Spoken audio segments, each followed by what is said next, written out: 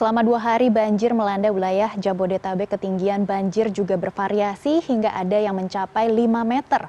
Langsung saja kita memantau bersama di kawasan Bekasi. Sudah ada produser lapangan CNN Indonesia Gitami Ningrum yang sudah berada di Villa Nusa Indah. Selamat siang Gitami, bagaimana kondisi banjir di sana? Dan tadi kami juga melihat bersama Wakil Presiden Gibran Rakebuming Raka juga meninjau di kawasan Bekasi. Apakah Anda juga mendapatkan informasi lebih lanjut?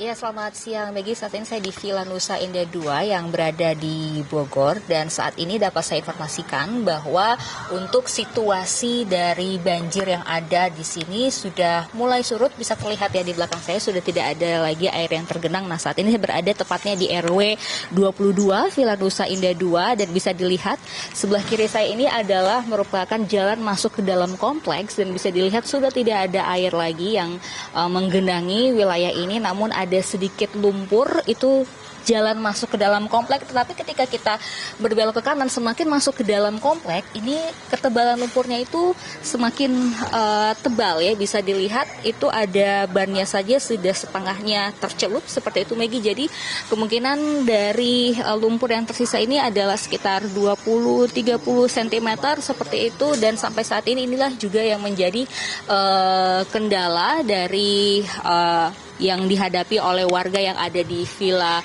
Nusa Indah 2 ini. Jadi selain menggenangi, air sudah tidak menggenangi, tetapi masih ada lumpur yang tersisa yang juga memperlambat aktivitas mereka pastinya untuk mobilisasi di sekitar komplek.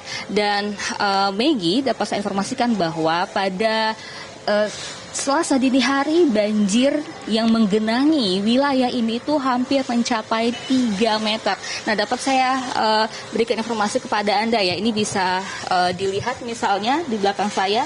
Nah, pada saat itu banjir melebihi dari tembok ini. Nah, tinggi saya sekitar 155 cm dan temboknya pada saat itu sudah tidak terlihat. Jadi bisa dibayangkan ya betapa tingginya genangan air yang ada di kompleks Villa Nusa Indah 2. Namun pada sekitar kemarin siang sudah mulai berangsur surut, namun untuk benar-benar surut itu baru berlangsung pada tadi malam. Dan saat ini saya sudah berada di rumah dari kepala RW 22, ketua RW 22 maksud saya, ada Pak Oka, dan ini rumahnya itu juga sempat tergenang masuk sampai ke dalam ya Maggie. Ini dapat saya berikan informasi. Nah, ini rumahnya cukup tinggi dari atas jalan, namun bahkan di dalam rumahnya pun ini melebihi dari tinggi saya yang kemungkinan ini bisa mencapai sekitar 2 meter air yang masuk ke dalam rumah. Nah, untuk informasi lebih lengkapnya bagaimana kejadiannya pada saat itu, saya sudah bersama dengan Pak Oka. Selamat siang Pak Oka. Pak Oka, bisa diceritakan bagaimana pada saat itu banjir masuk, apakah Pak Oka ada di dalam rumah, dan apakah Pak Oka juga sebelumnya sudah mendapatkan informasi terkait mungkin dari bendungan dan lainnya bahwa akan meluap seperti itu airnya Pak? Ya. Jadi saya sudah dapat informasi sebenarnya di sini ada komunitas yang disebut KP2C. Informasi itu masuk ke kita itu lebih kurang jam 11. Di luar dugaan kami bahwa Sungai Cilengsi sudah mencapai 500. Jam 11 itu biasanya prediksi 2-3 jam itu akan masuk. Sehingga sekitar jam setengah 12 kita sudah mulai evakuasi untuk semua mobil. Di saya berangkat setengah 12, mungkin yang lainnya lebih awal. Dan saya balik ke rumah kira-kira jam setengah 1, sampai rumah air sudah mulai masuk jam 2. Jam 2 itu sudah masuk ke dalam rumah, lebih kurang jam 2 malam dini hari.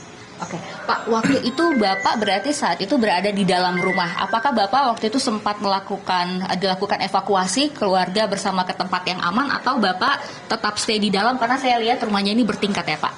Ya, jadi karena informasi itu setelah mobil saya taruh, karena saya sama anak saya yang laki-laki itu, saya mulai evakuasi keluarga di lantai 2. Dan beberapa barang kita naikin karena tadi ada kesempatan kan, kalau itu jam 11 lebih kurang 2-3 jam kan kesempatan. Tapi sebenarnya bukan nyampe 3 jam, taunya lebih cepat lagi air itu masuk. Hitungannya di situ aja. Oke, Pak, ini kan kalau kita tahu, ini apakah karena ini juga dekat dengan sungai ya Pak, apakah memang sering terjadi banjir setiap tahunnya atau ini memang setiap 5 tahunan? Karena kalau tidak salah banjir terparah di sini terjadi pada tahun 2020 ya Pak ya? Ya. Jadi kalau ditanya banjir karena dekat bantaran sungai, banjir itu ada, tapi tidak pernah parah. Kalau kita lihat ngomong setiap tahun tidak juga, tapi yang terparah kemarin itu memang awal tahun baru, tahun 2020 sama sekarang. Dan menurut saya sekarang lebih tinggi daripada tahun 2020. Dan sekarang pun air surutnya kayaknya lebih cukup lama dibanding tahun 2020. Oke, Pak, ini saya lihat ada lumpur yang kemudian masih menjadi PR juga buat para warga untuk membersihkan. Nah, kira-kira bagaimana Pak nanti seperti apa yang akan dilakukan oleh warga dan apa yang dibutuhkan untuk mungkin dari pemerintah atau RT RW setempat untuk membantu warga membersihkan sisa-sisa banjir ini? Yang selama ini pernah terjadi, memang warga kerja bakti, tapi setelah setelah istilahnya dia istirahat, karena sekarang nggak mungkin kerja bakti dan lumpur itu biasanya dikarungin semua, ditaruh di sisi-sisinya. Setelah itu ada beberapa truk yang dibantu termasuk dari desa, Bojonggulur, truk juga dari swadaya warga untuk membuang lumpur tersebut, khususnya di wilayah RW 22. Oke, baik. Itu biasanya kira-kira butuh waktu berapa lama Pak untuk membersihkan rumah dan juga komplek nih? Kalau rata-rata biasanya, ya kebenaran saya banyak yang membantu, alhamdulillah bisa lebih cepat. Mungkin teman-teman yang lain, warga yang lain yang dikerjain sendiri, mungkin bisa sampai seminggu Mbak.